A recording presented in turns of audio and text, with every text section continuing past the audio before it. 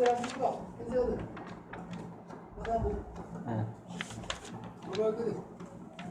puluh. 20. Bawah 20 tak?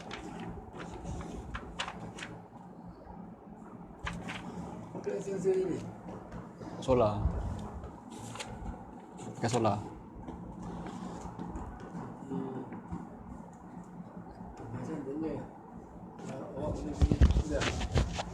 Boleh.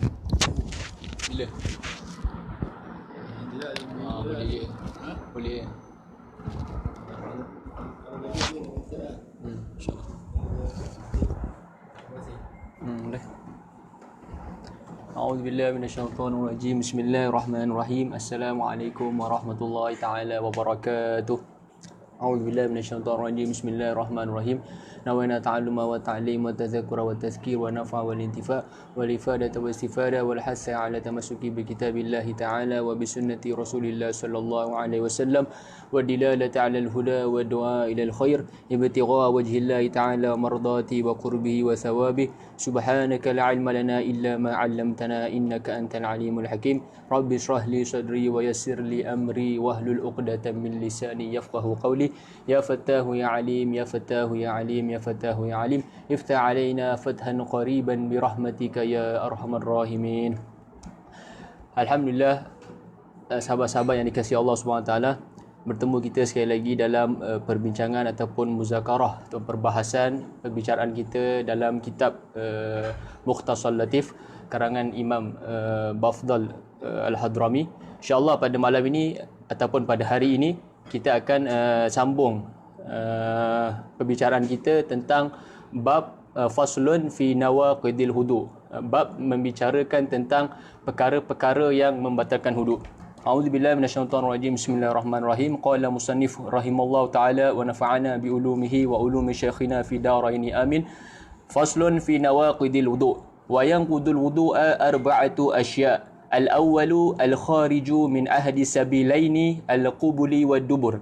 الثاني زوال الأقل بنوم أو غيره إلا نوم ممكن مقعدته من الأرض. الثالث التقاء بشرتي رجل وامرأة كبيرين أجنبيين. الرابع مس قبل الآدمي أو حلقة دبره ببطن الراحة أو بطون الأصابع. Jadi hari ini kita akan bicarakan tentang bab nawaqidul wudu. Jadi nawaqidul wudu ini musannif meletakkan bab perkara yang membatalkan wudu ini selepas bab furudil wudu. Selepas bab tentang rukun ataupun fardu wudu.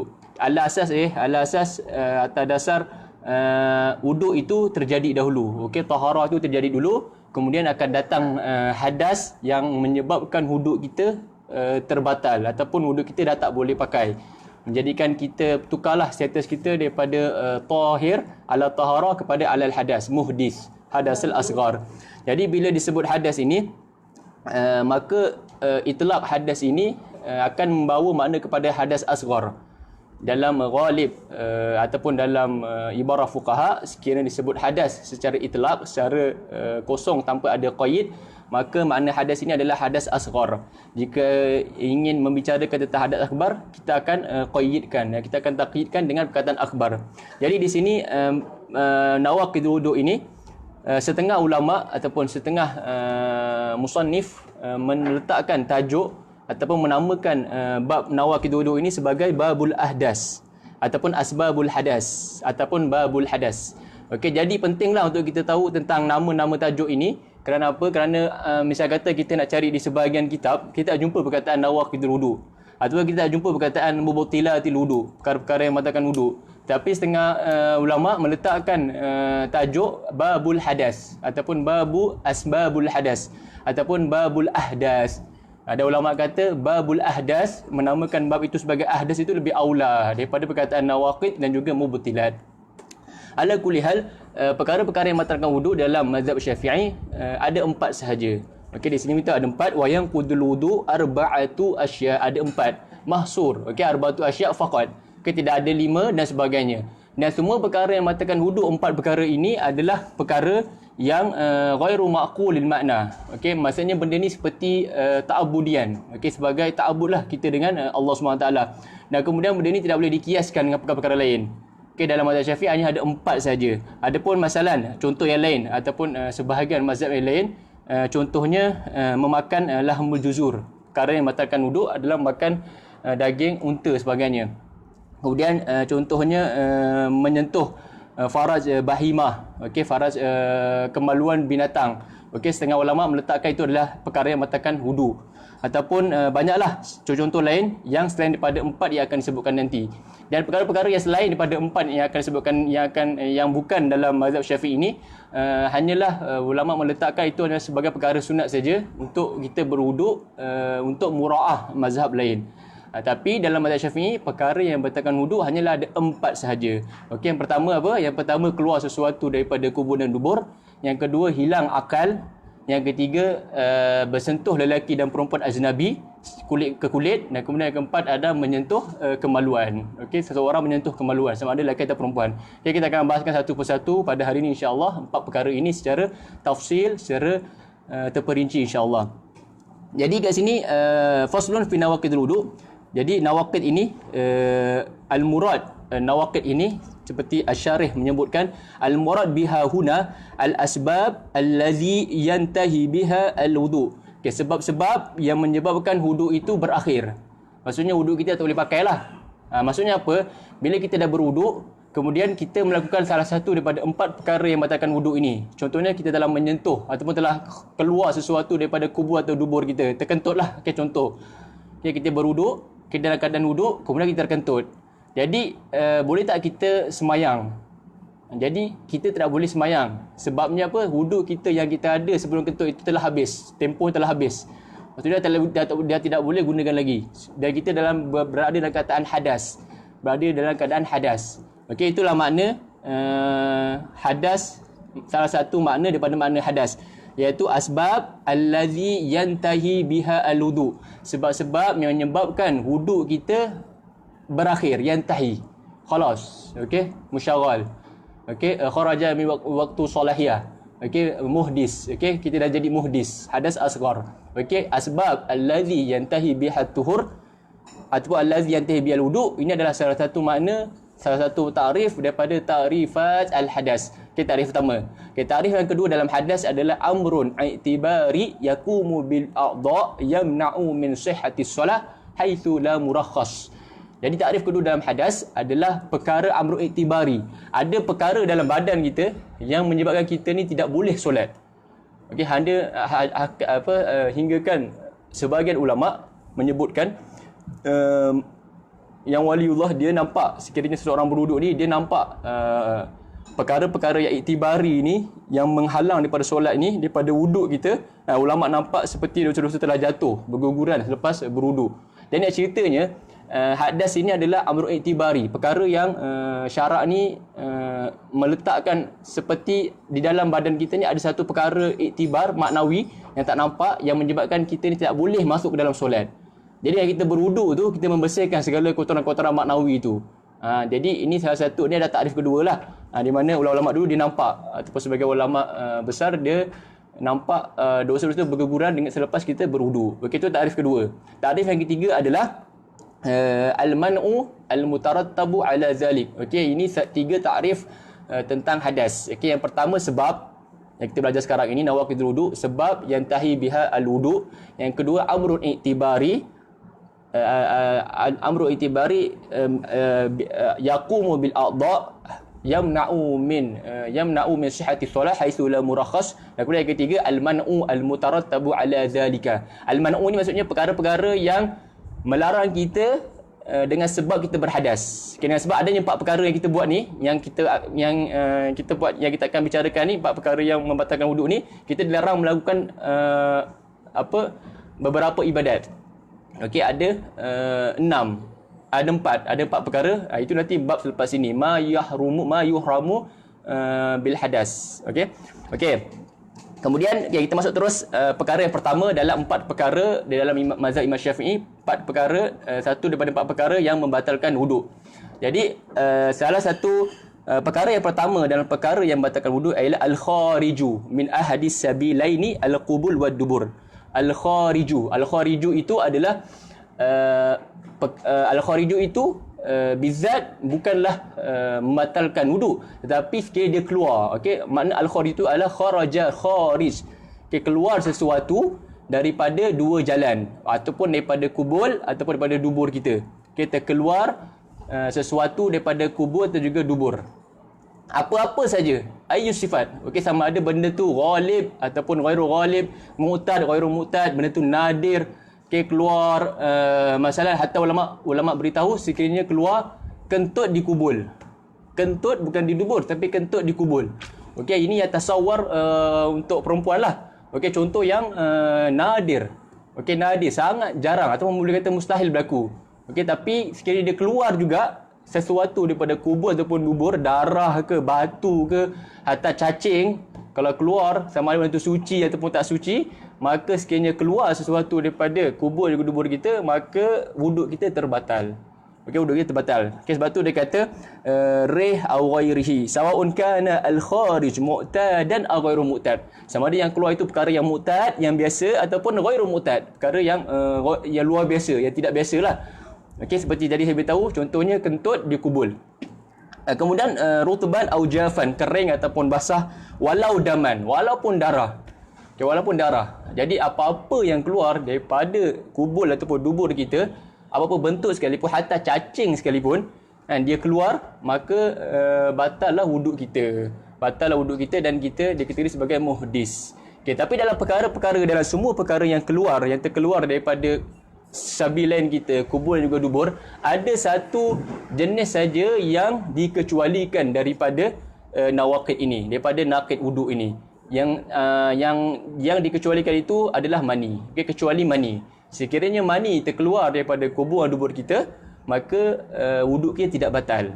Tapi perlu faham, mani ni ada syarat dia. Okey, ada syarat dia, ada dawabit dia.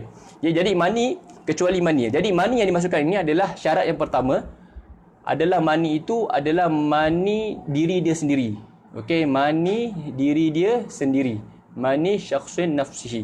Okey, mani syakhsin nafsuhu. Okey, mani diri dia sendiri. Maksudnya apa? Mani yang tidak bercampur dengan mani orang lain ataupun mani orang lain. Okey, itu syarat pertama.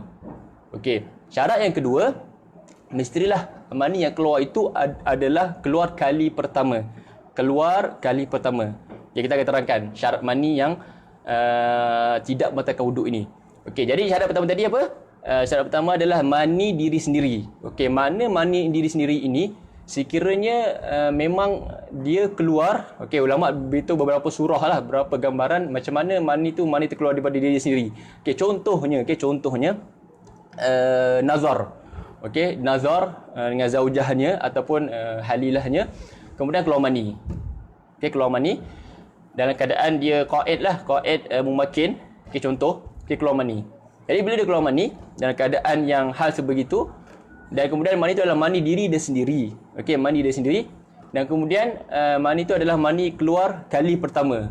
Okey, maksud yang kali pertama itu bukanlah maksudnya kali pertama kemudian kali kedua dalam bukan maksud kali pertama itu adalah kali pertama seumur hidup dia. Tapi kali pertama itu dia nak keluarkan surah sekiranya dia masukkan balik air mani itu dengan menggunakan pacigari ataupun menggunakan enjet tu kan, masukkan semula dan sebagainya. Okey, jadi syarat yang kedua yang mestilah air mani itu air mani yang kali pertama, maksud dia adalah bukan mani yang dah keluar dia masukkan balik. Okey, contoh mani itu keluar, kemudian dia simpan dalam pacigari, dia masukkan semula, kemudian keluar kali kedua. Yang keluar kali kedua itu itulah surah yang membatalkan wuduk. Okey, yang membatalkan wuduk. Kerana syarat mani yang tak membatalkan wuduk adalah syarat mani yang keluar kali pertama sahaja. Okey, faham Bukan masuk kali pertama tu kali pertama seumur hidup, bukan. Okey, cuba dia nak keluarkan surah yang mana jika seorang itu memasukkan kembali semula air maninya dengan menggunakan pacigari. Okey, itu saja surahnya, tak ada surah lain. Okey, jadi saya ulang balik. Semua yang keluar daripada sabil lain membatalkan wuduk, kecuali mani dengan dua syarat. Mestilah mani itu adalah mani diri dia sendiri dan mani itu adalah mani yang keluar kali pertama. Apa yang dimaksudkan mani yang dikeluar kali pertama? Adalah mani yang dia keluar kali pertama, maksudnya dia nak keluarkan surah, nak keluarkan keadaan sekiranya orang memasukkan semula air maninya dengan menggunakan paci jari. Bukan maknanya kali pertama dalam semua hidup dia. Okey, mafhum Jadi kemudian mani tu mani dia sendiri. Tapi kalau contoh suami dengan isteri, kedua-duanya ada ketika melakukan jima' ada syahwat.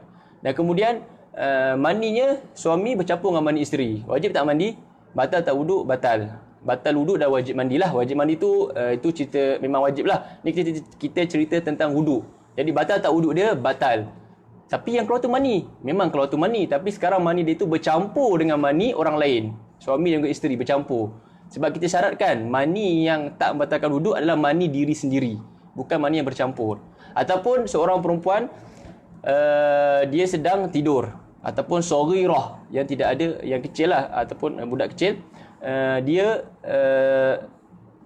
telah dijima' oleh suami dia. Contohlah, contoh. Dan keadaan isterinya tertidur yang tidak ada syahwat ataupun tidak ada tindak balas masa tu. Kemudian bila dia bangun dari tidur, tiba-tiba dia perasan air maninya ada air mani keluar daripada kemaluan dia. Jadi itu air mani siapa? Air mani suami dia. Jadi air mani itu adalah air mani orang lain, bukan air mani diri dia. Jadi kalau air mani orang lain, maka wajib dia mandilah. Okey, salah satu dia sebab dia ihtilam lah. Sebab dia ihtilam. Okey, tapi wuduk batal ke tak batal? Kalau mani orang lain batal. Okey, jadi syarat mani yang tidak membatalkan wuduk mestilah mani orang lain ataupun mani yang bercampur dengan orang lain dan juga masuk kali kedua. Okey? Faham Jangan tak lakhbat. Okey? Anda pun tak lakhbat juga. Okey, ulang sekali balik. Okey, kesimpulannya. Jadi apa-apa yang keluar daripada kubur dan dubur membatalkan wuduk kecuali mani, dengan syarat mani itu adalah mani diri dia sendiri dan juga mani yang kali pertama. Okey, mafhum, mani yang kali pertama. Kerana apa mani ini tidak membatalkan wuduk? Sebabnya mani ini diwajibkan mandi. Ke dalam fiqh ada satu kaedah namanya kullu ma aujaba a'zamal amrayni bi khususihi lam yujabu adwanuhuma bi khususihi. Jadi mani ini dia ada hukum khas, wajib mandi. Jadi walaupun dia ni adalah kategori yang kharij min sabilain bi umumihi, tapi dia ni mani ni ada hukum khas iaitu hukum wajib mandi. Jadi apa yang diwajibkan dengan perkara yang besar, maka perkara yang lebih khusus, yang lebih kecil itu tak diwajibkan. Okey, jadi mani juga dia adalah yang keluar daripada sabil lain. Tapi dalam sama sifat mani itu sendiri wajib mandi. Jadi dalam kaedah ini mani ini diwajibkan mandi dan tidak diwajibkan apa yang lebih rendah daripada dia iaitu wuduk. Okey, ini kaedah. Okey, saya harap perkara ini jelaslah. Kemudian seterusnya ada satu masalah. Sekiranya seorang perempuan melahirkan seorang anak yang kering, jaf. Okey, benda nadir lah, sangat nadir. Okey, sangat mustahil untuk berlaku lah. Tapi naftarid iza hasal seorang wanita melahirkan seorang anak yang jaf, yang kering. Kemudian ataupun mudghah jafah. Okey, mudghah ni anak yang belum sempurna lah daging. Masalah jafah, itu juga kering. Jadi batal tak wuduk dia? Okey, di sini ada khilaf antara Ibnu Hajar dan juga Romli. Sekiranya seorang wanita melahirkan anak yang sempurna secara kering, jaf, tidak ada darah, tidak ada apa sebagainya, dan kemudian ataupun mudghah, jafah, okey, daging sebelum anak tu lagi sempurna lah. Mudghah ni peringkat yang sebelum janin. Jadi di sini ada khilaf antara Ibnu Hajar dan juga Imam Romli. Di mana Ibnu Hajar mengatakan wuduk perempuan ini batal. Okey, wuduk perempuan ini batal sebab apa? Sebabnya apa yang keluar itu, walad itu dan juga mudghah itu, walaupun dia kering, anak ini adalah campuran daripada mani suami dan juga isteri. Jadi ini adalah Ibnu Hajar mengatakan bahawa perempuan yang melahirkan anak yang kering ataupun mudghah jafah ini wuduknya batal juga. Sebabnya ada asas walad itu ataupun janin itu ataupun mudghah itu adalah terhasil daripada campuran mani. Dan kita tahu tadi mani sekiranya dia bercampur dengan mani orang lain, maka wuduknya batal. Mani yang tak membatalkan wuduk sekiranya apa tadi? Dua syarat. Mani diri dia sendiri dan juga mani yang keluar kali pertama. Tapi Imam Romli pula mengatakan bahawa wuduknya tak batal. Okey, wuduknya tak batal. Sebabnya apa? Apa ilah Imam Romli? Okey, Imam Romli sini wajhun nazar. Imam Romli berbeza dengan Imam Ibn Hajar. Imam Romli kata apa? Sebabnya qad istahala ala hayawaniyah. Okey, ada di situ istihalah, ada perubahan sifat daripada seorang daripada insan kepada hayawaniyah. Jadi sebagai proses istihala ini, maka Imam Romli kata wuduknya tak batal. Jadi perempuan yang melahirkan anak jafah dan juga mudghah jafah, Ibnu Hajar mengatakan wuduknya batal, tapi Imam Romli mengatakan wuduknya tidak batal berdasarkan ilah-ilah yang disebutkan tadi. Okey, kemudian apa faedah mani ini dia tidak membatalkan wuduk? Maksudnya apa faedah kita tahu mani ni wajib mandi tapi tak membatalkan wuduk? Okey, apa faedahnya untuk kita tahu maksudnya apa yang kita dapat faedah daripada kita tahu bahawa mani ini tidak membatalkan wuduk tetapi dalam sama wajib mandi. Okey, di sini ulama beritahu beberapa contohlah. Okey, saya sebutkan satu. Jadi sekiranya mani ini sekiranya mani ini tidak membatalkan wuduk, okey, sekiranya mani tidak membatalkan wuduk tetapi wajib mandi saja, maka sekiranya dia mandi tanpa wuduk, maka mandinya itu tasih ataupun yasih tanpa khilaf. Okey, tanpa khilaf. Maksudnya contoh kalau dia wajib mandi dan sama tak batalkan wuduk. Okey, contohnya mani tadilah. Jadi dia mandi, jadi lepas dia mandi itu dia terus solat. Okey, maka di situ walaupun dia tak berwuduk, maka mandi dia itu yasih 100% tanpa ada khilaf. Kerana ada khilaf sekiranya masalah indiras tu sebenarnya ada khilaf. Okey, ada khilaf yang mengatakan maksudnya kalau dalam mazhab kan kita tahu indiras ni maksudnya kalau kita ada dua hadas, kalau kita mandi saja hadas kecil akan termasuk sekali dengan hadas besar. Okey, dan perkara ini sebenarnya ada khilaf lah. Tapi sekiranya orang yang situasi yang mandi tadi dia tak membatalkan wuduk tapi dia wajib mandi, dan dengan mandi dia itu mandinya itu yasih qat'an, maksudnya tanpa ada khilaf. Maksudnya dengan ibadat mandi dia itu boleh terus solat, okay, tanpa ada khilaf. Kemudian faedah yang kedua, wuduk sebelum mandi itu dia boleh niatkan sebagai niat sunat wuduk. Maksudnya orang yang dia ada hadas besar, tak ada hadas kecil, okay, dia wajib mandi tapi wuduknya ada tapi dia wajib mandi. Jadi orang masa ini, situasi ini, dia boleh niatkan niat wuduk sebelum mandi itu adalah sunat mandi. Okey, sunat mandi. Okey, ataupun sunat mandilah. Begitu juga ada faedah lain berkaitan dengan aiman juga ta'liq. Ini makruf lah. Okey, orang yang bertaklik ataupun bersumpah sekiranya engkau hadas kecil, engkau talak masalan, okey, ataupun berkaitan dengan sumpahan lah. Jadi dekat sini situasi dia bukan berhadas kecil tapi dia wajib mandi. Jadi surah ini berfaedah lah. Kemudian surahnya pun ulama beritahu ada beberapa surah yang dia wajib mandi tapi tidak batal wudu. Okey, contohnya tadi saya beritahu tadi nazar. Okey, nazar ada dalam abiyat yang disebut, sahabat-sahabat boleh cari sama ada di Bajuri ataupun di Takrat pun ada. Okey, innal wudu'a ma'al janabati yattafiq fi sittatin akhbaruha la tudhadu. Okey, ada 6 perkara ataupun 6 surah ataupun 6 keadaan di mana seseorang itu dia wuduk dia tak batal tapi dia wajib mandi. Okey, surah yang khurujul mani ini tidak membatalkan wuduk tetapi wajib mandi. Nazarun, okey, yang pertama nazar. Yang kedua fikrun, thumma naumu mumakkin. Okey, 3 nazar, fikir, naumu mumakkin. Ilaju fi khirqatin hiya tuqbadu. Ilaju fi khirqah. Okey, dengan menggunakan waqi. Okey, yang menggunakan waqi maksudnya dia ilaj tapi dia pakai khirqah. Wa kadzaka fi zakarin, okey, fi zakar, ini tabaan haram lah, okey, liwat, tapi ini satu surah jugalah. Wa kadzaka fi zakarin wa farji bahimah. Okey, wa farji bahimah ada 6, wa farji dan juga di farj bahimah. Situn atat fi raudatin la tanqudu. Okey, nazarun wa fikrun thumma namu mumakkin ilaju fi khirqatin hiya tuqbadu Kemudian apa? Wa kadzaka fi zakarin wa farji bahimatin. Okey, ini adalah 6 surah atau 6 keadaan yang mana seseorang itu wajib mandi tetapi tidak membatalkan wudu. Okey, di mana situasi keluarnya air mani itu wajib mandi tetapi tidak membatalkan wudu. Okey, kemudian kita kembali kepada masalah sekiranya masalah insiden. Okey, masalah ni masyhur dan kemudian hukumnya ini akan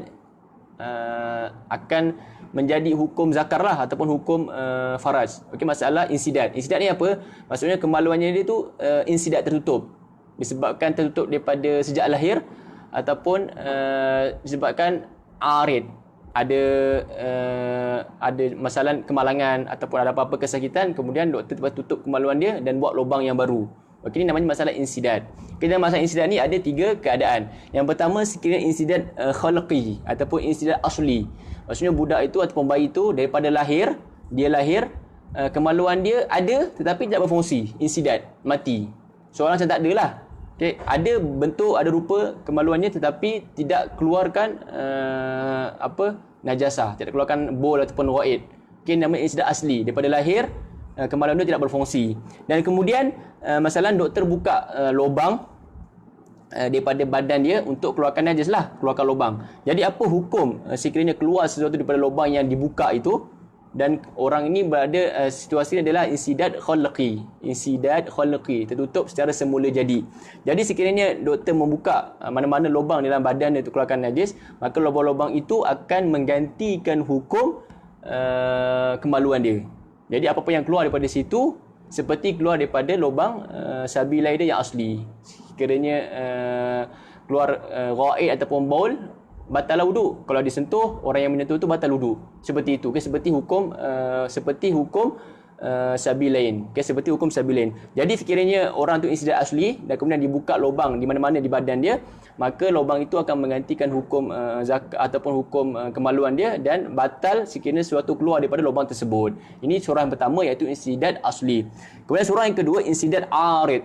Okey, insiden arid ni maksudnya apa? Dia secara lahir ada kemaluan, alhamdulillah berfungsi.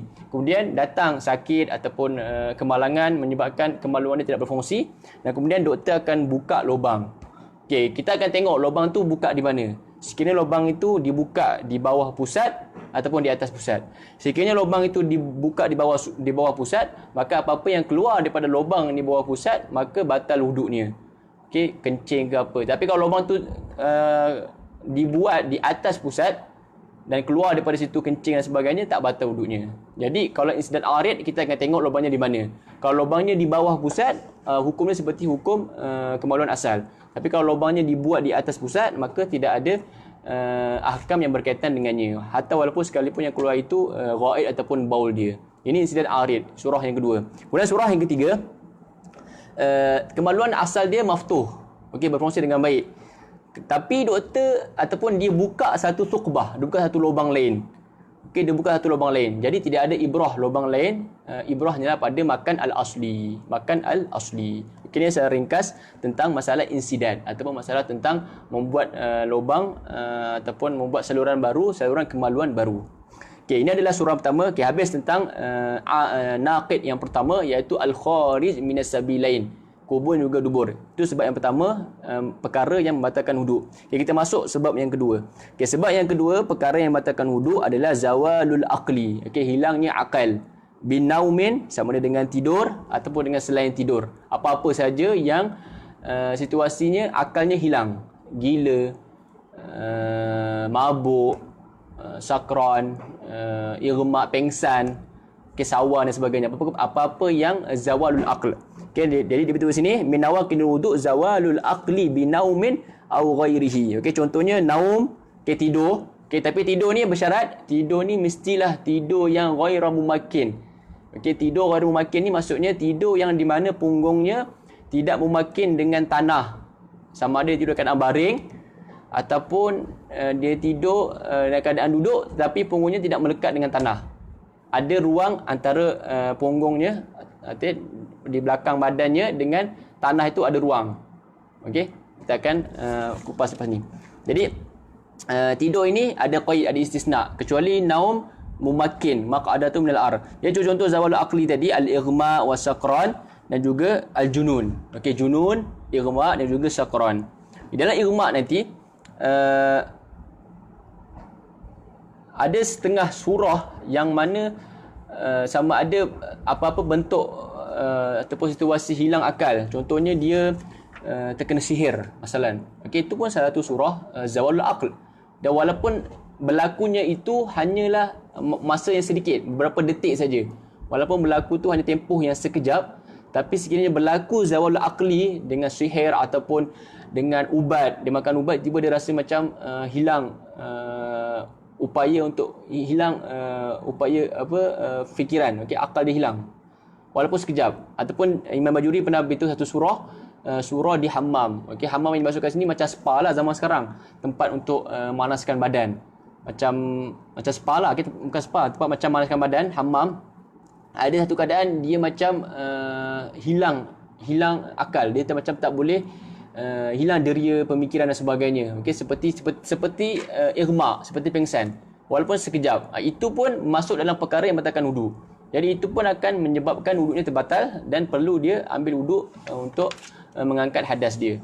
Okey, ini beberapa surah lah yang tak sepertinya junun, ighma, gila dan sebagainya, tapi ada apa-apa surah yang menyebabkan hilangnya akal walaupun sekejap, seperti makan ubat ataupun sihir ataupun surah yang Imam Bajuri beritahu di hammam ketika mandi, spa dan sebagainya. Kemudian kecuali tidur tadi, tidur yang mumakkin. Okey, tidur yang mumakkin ni maksudnya antara punggung dan juga tanah itu dia tidak ada ruang. Okey, rapat. Contoh duduk macam inilah. Okey, kalau saya duduk macam ni, okey, antara punggung dengan tempat duduk saya ini tidak ada ruang. Okey, rapatlah. Okey, ini maksudnya naumun mumakkin maq'adah minal ar. Okey, tidur yang dalam keadaan mumakkin, tidak bergerak. Maksudnya tidak ada ruang antara punggung dan juga tempat duduk ar. Okey, kenapa apa ilahnya? Ulama beritahu ilahnya sekiranya dia tidur dalam keadaan mumakkin, okey, antara punggung dan juga tanahnya itu tidak ada ruang, maka tidak ada ihtimal akan keluar sesuatu daripada kubul dia, kentut. Okey, contohnya kentut lah, rih. Tidak ada ihtimal akan keluar kentut. Tapi sekiranya dia tidur masalan duduk tapi kaki dia terangkat masalan, ada ruang antara punggung dan juga tanah tu. Jadi di situ ketika dia tidur ada ihtimal akan keluar sesuatu daripada kubul dia. Tapi kalau dia tidur mumakkin, seolah lubang itu menutup, tidak ada ihtimal keluarnya angin daripada kubul dia ataupun daripada dubur dia. Okey. Jadi tidur tadi walaupun dia zawalul aql, tidur yang membatalkan wuduk adalah tidur yang ghairu mumakkin. Adapun tidur naumun mumakkin maq'adatahu minal ar, tidak membatalkan wudu walau fi solah, walaupun dalam keadaan solat. Okey, tidur, dia duduk, kemudian dia tidur. Mumakkin maq'adatahu minal ar. Tidak ada ruang antara tanah dan juga tempat dubur dia. Aliyatahi laisa baina maq'adatu wa baina artajaf. Okey, ruang. Jadi kemudian naum mumakkin yang tidak membatalkan wudu ini ada 4 syarat. Disebutkan ulama di sini ada 4 syarat. Yang pertama ayyakuna mu'tadilul khilqah. Orang yang saiz tubuh badannya mu'tadil. Mu'tadil ni sederhanalah, tidak yang terlalu gemuk sangat ataupun tidak terlalu kurus sangat sampai tulang-tulang. Maksudnya bukan tulang lah, maksudnya terlalu kurus. Sehingga menyebabkan ada ruang, walaupun duduk mumakkin, ada ruang antara maq'adah dia dan juga ar dia. Ada ruang. Begitu juga orang yang sangat gemuk sekali. Jadi ini syarat pertama. Mesti ada mu'tadilul khilqah. Orang yang saiz tubuh badannya adalah sederhana. Yang kedua ayastayqiza 'ala al-halati allati nama 'alaiha. Dia bangun dalam keadaan seperti mana dia tidur. Okay, maksudnya apa? Contohnya ketika dia mula tidur, dia keadaan duduk. Duduk yang naumun mumakkin. Kemudian dia bangun daripada tidur, dia nampak dia sudah dalam keadaan baring. Jadi dia tidak bangun dalam keadaan ketika dia mula tidur. Jadi ke situ dia bergeraklah. Bila dia gerak, batallah dia punya wuduk. Jadi di situ tidurnya tu membatalkan wuduk dia. Jadi syarat yang kedua mestilah dia bangun dalam keadaan dia tidur. Dalam keadaan dia mula-mula tidur. Kalau dia mula tidur duduk, dia bangun dalam keadaan dia duduk. Itu syarat yang kedua. Syarat yang ketiga alla yukhbiruhu ma'sum au adl. Tidak dia beritahu oleh seseorang yang adil ataupun seseorang yang maksum bahawa telah keluar sesuatu daripada badan dia ketika dia tidur. Keluar sesuatu di badan dia maksudnya keluar sesuatu daripada ni lah, kentut masalah, okey, ataupun daripada dubur dia lah. Tidak keluar sesuatu daripada sabi lain dia, rih, daripada dubur dia rih. Jadi orang yang memberitahu itu disyaratkan di sisi Imam Romli mesti orang tu maksum. Dan orang yang maksum siapa? Orang yang maksum Nabi lah. Okey, surahnya dia beritahu seperti contohnya Nabi Isa. Nabi Isa atau Nabi Khidir. Okey, Nabi Khidir. Ala qaul Nabi Khidir ni adalah Nabi. Tapi Imam Ibn Hajar mensyaratkan orang yang memberitahu itu cukup dia bersifat adil. Kalau orang yang beritahu tu adil, maka dia punya khabar itu kita terima dan kemudian wuduk dia batal. Jadi dia syarat yang ketiga lah. Mestilah tidak diberitahu seseorang yang adil ataupun maksum bahawa telah keluar sesuatu daripada dubur dia. Okey, kentut. Okey, kentut dan juga wa'id lah. Bukan rih. Suatu rih lah. Okay, dia ada 3 syarat di mana naum mumakin tidak membatalkan wudu. Okey. Kemudian habis. Ini adalah tadi apa? Sebab yang kedua. Okey, sebab yang kedua adalah zawalul aql. Sama ada naum, junun, irma, sakran. Cuma naum ni ada istisna. Mestilah naumnya yang ghairu mumakin. Tapi naum mumakin tidak membatalkan wudu. Kemudian yang ketiga, perkara yang membatalkan wudu ataupun perkara yang menyebabkan hadas adalah iltiqa'u basyaratain. Bertemu basyarah, maksudnya zahirul jild, kulit ke kulit, lelaki dan juga perempuan. Kabirain yang besar, ajnabiyain, asing yang bukan mahram. Ajnabi maksudnya ghairu mahram. Okey, ghairu mahram bukan muhrim, mahram. Mahram ni yang haram dikahwin. Mestilah yang bukan haram, perempuan-perempuan yang bukan haram dikahwini. Contohnya ajnabi lah, okey, selain ibu, selain ayah, selain keluarga kita. Jadi sekiranya bertemu kulit ke kulit antara lelaki dan juga perempuan, kabira ajnabain, maka wuduk kita batal. Jadi dalam sebab yang ketiga ni ada beberapa syarat. Ada beberapa syarat. Jadi kita sebutkan syarat terus supaya nampak surahnya. Jadi yang pertama tadi dia beritahu rajulun wa imra'ah. Jadi syarat yang pertama mestilah ikhtilaf jinsain. Secara yakin. Okey, maksudnya mestilah lelaki tu lelaki wadih. Lelaki yang memang lelaki-lelaki kemudian bersentuh dengan perempuan-perempuan. Sebab nak keluarkan surah orang yang khunsa muskil. Okay, khunsa ini ataupun dia sebut khunsa dalam ibarah fuqaha, maknanya khunsa muskil. Khunsa muskil ni maksudnya apa? Dia ada 2 alat dan kemudian dia tidak tabayyan dia ni lelaki atau perempuan. Okay, bukan surah lelaki berubah jadi perempuan ataupun perempuan berubah jadi lelaki. Ini khunsa, ini maksudnya dia ada 2 sifat, ada 2 kemaluan dan kemudian tidak yatabayyan, tidak dapat tahu secara jelas ini lelaki atau perempuan. Okay, tapi iktibar sekarang ini, zaman moden kita sekarang ni, dengan mudah sekarang dengan kemajuan kedoktoran dan sebagainya, kita boleh mengesan seseorang ni hatta walaupun dia ada 2 alat. Okay, doktor boleh kesan sama ada dia ni lelaki ataupun dia ni perempuan. Sama ada melalui hormon ke atau melalui darah haidnya keluar di mana. Sekiranya dia ada 2 alat tapi hanya alat perempuan saja berfungsi. Jadi di sini jelaslah dia perempuan ataupun nampak ciri-ciri perempuannya ataupun ciri lakinya dan sebagainya. Tapi ini iktibar makan zaman dahulu. Khunsa muskil itu adalah surah tu. Dia ada 2 alat. Hatta ulama kata nak kenalkan, nak tahu dia ni lelaki atau perempuan, tengok dia punya kencing ni keluar kat mana. Kini iktibar zaman dulu lah. Tapi iktibar sekarang boleh dikatakan surah khunsa muskil ini nadir. Khunsa muskil ini nadir. Ala kulli hal, syarat yang pertama dalam iltiqa' basyar ini mestilah dia ikhtilaf jinsain, lelaki dan perempuan wadihan, tahaqqaqal mukhalafah al-jins zukurah wal unusa. Itu syarat yang pertama. Mestilah lelaki dan juga perempuan bersentuhan. Kemudian yang kedua, mestilah lelaki dan perempuan ini kabirain. Okay, makna kabir ni apa? Bukan maknanya kabir ni baligh ataupun ditakidkan dengan umur. Kabir ini kembali kepada uruf. Ataupun kembali kepada sahibu zawi taba' salima, orang yang ada sifat tabi'i yang salim, yang sempurnalah. Di mana maknanya apa? Orang yang kabira ini, yang makna kabira ini dia dah sampai haddus syahwah. Maksudnya haddus syahwah ini orang yang melihat dia ada keinginan untuk berkahwin. Dan orang yang melihat itu mestilah orang yang mempunyai sifat tabiat yang salim, yang sihat. Bukan orang yang terlalu tinggi atau terlalu rendah lah. Okay, hatta Imam Bajuri memisalkan orang yang mempunyai tabiat salimah ni seperti Imam Syafi'i dan juga Sayyidah Nafisah. Jadi mestilah orang yang kabirain yang dah sampai hadus syahwat, untuk orang yang mempunyai sifat semula jadi yang salim, yang sempurna. Jadi makna syahwat ini ataupun tanda syahwat, kita nak tahu dhabit syahwat ini, mestilah Imam setengah ulama beritahu wa dhabitu syahwah intisyaru zakal fil rajul wa mailul qalbi fil mar'ah. Okey, ni dhabit syahwat. Jadi syarat yang kedua, syarat yang pertama tadi mestilah ikhtilaf jinsain, syarat yang kedua mestilah kabirain.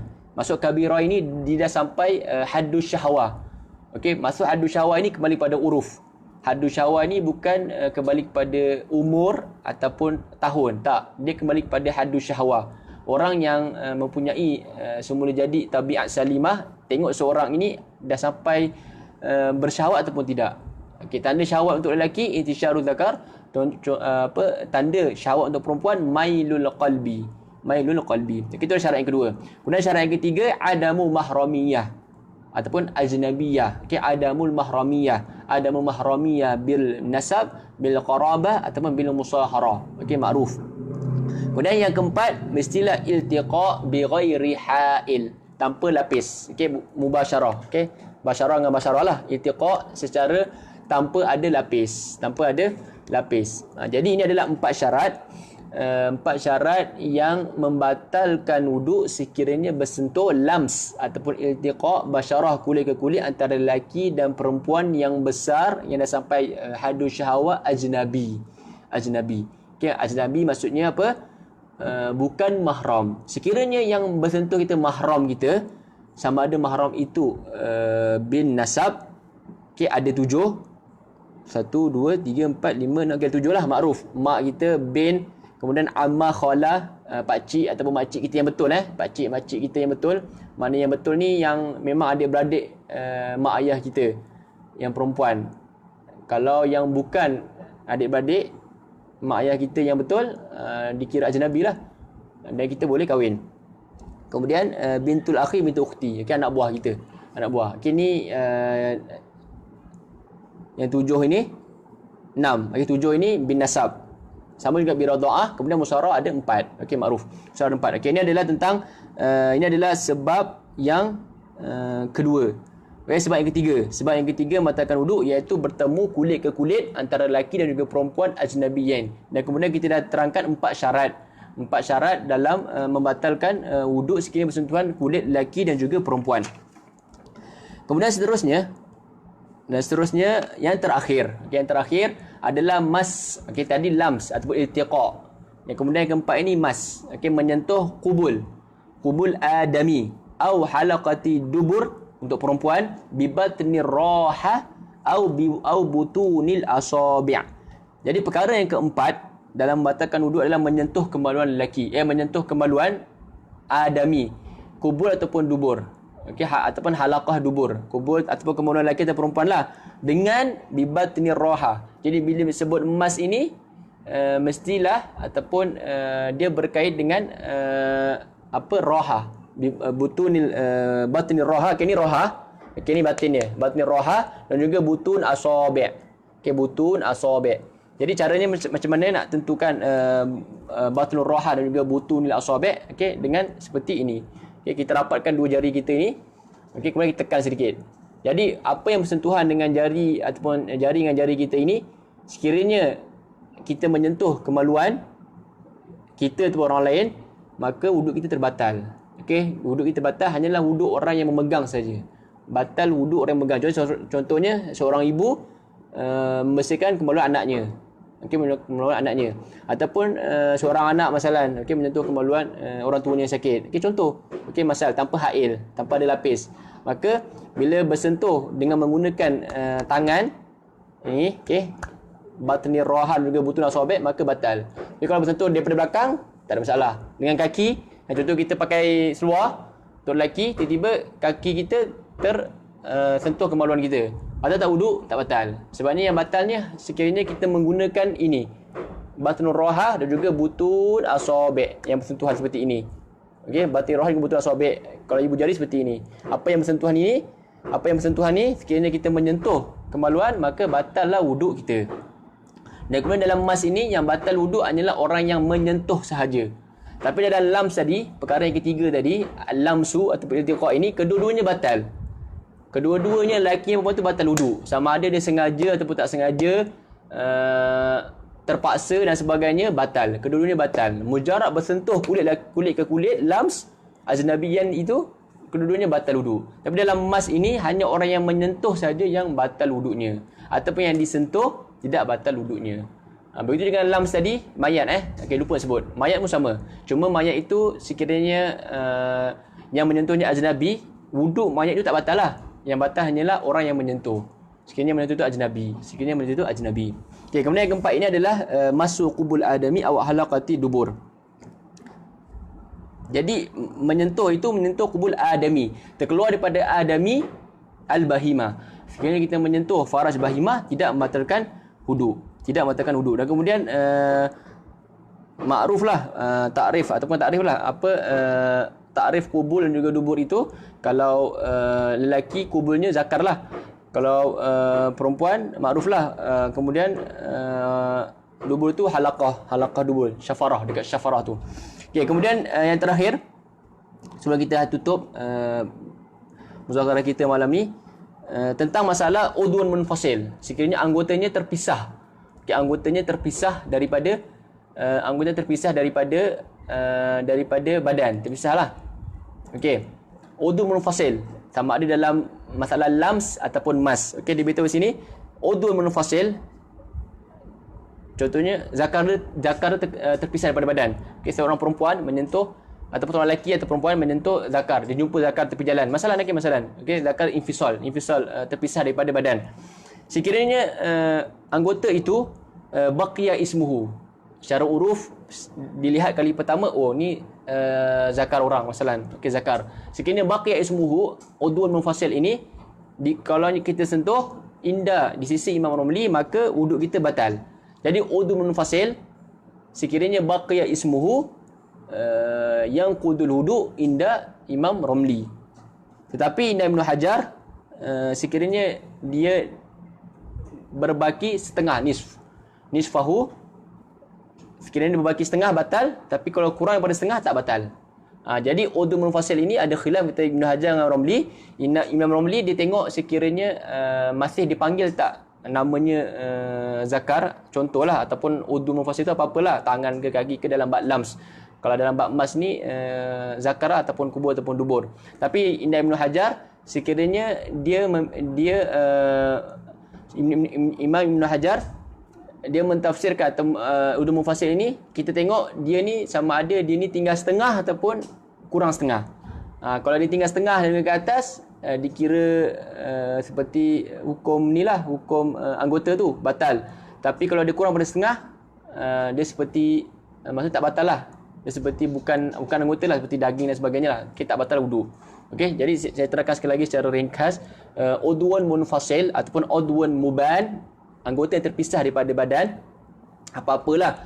Sekiranya anggota terpisah daripada badan, terpotong daripada badan, ada dua pendapat. Yang pertama pendapat Ibnu Hajar dan juga pendapat Imam Romli. Jadi anggota yang terpisah daripada badan ni, kalau ambil pendapat Imam Romli, kita tengok dia ni masih lagi dipanggil anggota itu ataupun tidak, baqiya ismu ataupun tidak. Sekiranya baqiya ismuhu, maka batal wuduk dia.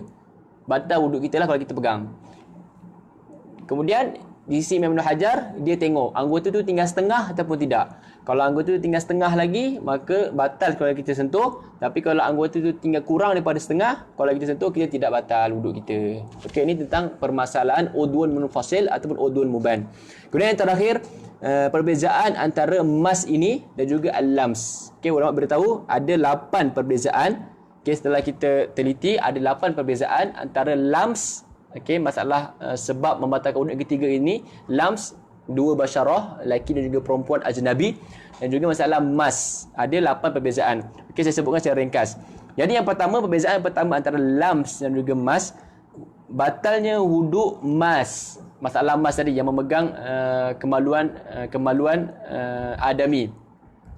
Kalau orang yang menyentuh kemaluan adami, sama ada kemaluan dia sendiri atau kemaluan orang lain, seperti contoh tadi ibu membersihkan anaknya dan sebagainya, jadi batal wuduk orang yang memegang saja. Yang taqidu wudu'ul mas dunal mamsus. Okey, itu adalah surah perbezaan pertama. Tapi kalau lams, dua-dua batal.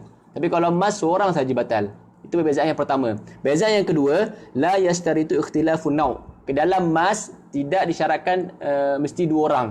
Walaupun kemaluan diri dia sendiri. Tapi dalam lams mesti syaratkan dua orang. Okey, kena ada dua orang lah, lelaki juga perempuan. Kemudian itu perbezaan yang kedua. Perbezaan yang ketiga, mas ini boleh terjadi daripada syakhsin wahid. Kad yakunu fi syakhsin wahid. Seperti seorang itu memegang ataupun terpegang kemaluan dia, wuduk dia batal. Tapi dalam lams tak boleh. Dalam lams kalau dia pegang kulit sendiri tak batal. Okey, tak batal. Kemudian itu adalah perbezaan yang ketiga. Perbezaan yang keempat, al-mas ini mestilah berlaku dengan ini saja. Ibarat nikaf dan juga butun asabi'. Seperti yang saya misalkan tadi. Tapi kalau disentuh kemaluannya dengan siku ataupun kaki sebenarnya tak batal. Tapi kalau lams, apa-apa bahagian kulit batal. Apa bahagian kulit batal, tangan ke kaki ke batal. Kemudian perbezaan yang kelima, al-mas boleh terjadi untuk mahram atau juga selain mahram. Tapi dalam lams mestilah terjadi antara ajnabi sahaja. Seterusnya, yang keenam, al-mas yakhtassu bil faraj ataupun yakhtassu bi al-faraj lah, faraj adami. Al-mas ni dia khusus untuk faraj adami, tapi lams untuk apa-apa anggota, muka, tangan, kaki dan sebagainya. Kecuali perkara-perkara yang seperti hukum bukan basyarah. Okay, contohnya batinul anf ataupun contohnya rambut, gigi dan juga kuku. Okey, rambut, gigi, kuku ni bukan basyarah. Jadi kalau tersentuh rambut ajnabi tak batal wuduk. Gigi tak batal wuduk. Kuku tak batal wuduk.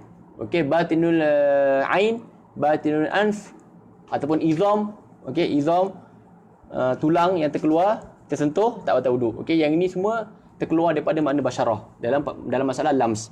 Kemudian yang keenam, al-mas tidak ditakyidkan bulugh haddu syahwah. Okey, tidak ditakyidkan mestilah sampai haddu syahwah. Sebab lams tadi kita syaratkan mestilah kedua-dua ataupun kedua-duanya itu sampai haddu syahwah. Okay, salah seorang daripada lamis ataupun malmus itu mestilah sampai haddu syahwah. Tapi dalam mas tak ada. Tak ada syarat haddu syahwah. Walaupun yang disentuh faraj itu faraj sobi yang masih kecil, tetap batal wuduk al-mas duna mamsus. Kemudian yang terakhir, masalah farjul al-muban ataupun munfasil. Okey, batalnya wuduk ala khilaf Ibn Hajar dan juga Imam Romli. Okay, jadi alhamdulillah selesai tentang malam ini tentang perkara yang membatalkan wuduk. Jadi secara ringkasnya ada 4 perkara yang membatalkan wuduk ataupun 4 perkara berlakunya hadas ataupun disebut bab ahdas ataupun asbabul hadas. 4 perkara hadas yang membatalkan wuduk, iaitu yang pertama apa? Terkeluar sesuatu daripada kubur dan juga dubur. Yang kedua, hilangnya akal dengan tidur, junun, irma dan sebagainya, kecuali naum mumakin maq'adatu minal ard. Kemudian yang ketiga, lamsul ar-rajul wal mar'a ajnabiyan kabirain. Kemudian yang keempat, masu farju adami.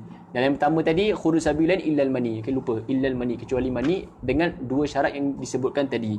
Jadi selesai dalam masalah nawaqidul wuduk. InsyaAllah pada minggu hadapan kita akan bicarakan pula apa kesan-kesan sekiranya kita berlaku hadas ni. Okey, jadi tertib susunan muallif ni ala asas apa? Wuduk terjadi dulu. Okey, seorang tu berwuduk, kemudian datang pula hadas, perkara yang menyebabkan wuduk dia terbatal. Kemudian pula bila wuduk terbatal, apa perkara-perkara yang menghalang dia daripada beribadat, apa perkara yang menyebabkan dia terhalang daripada buat perkara tersebut. Okey, ada 4 perkara sekiranya seseorang itu berada keadaan muhdis, okey, hadas asghar. Jadi insya-Allah perkara ini kita akan bincangkan pada minggu hadapan. Wassallallahu ala sayyidina Muhammadin wa ala alihi wasallam. Wallahu a'lamu ahkam. Jazakumullah taala khairan ala husni istimaikum. Insya-Allah kita berjumpa lagi pada minggu hadapan. Jadi siapa yang ada istifsar ataupun ada tashihat, insya-Allah kita sama-sama dapat ifadah dan juga istifadah daripada sahabat-sahabat sekalian. Kita jumpa insya-Allah pada minggu depan. Assalamualaikum warahmatullahi taala wabarakatuh.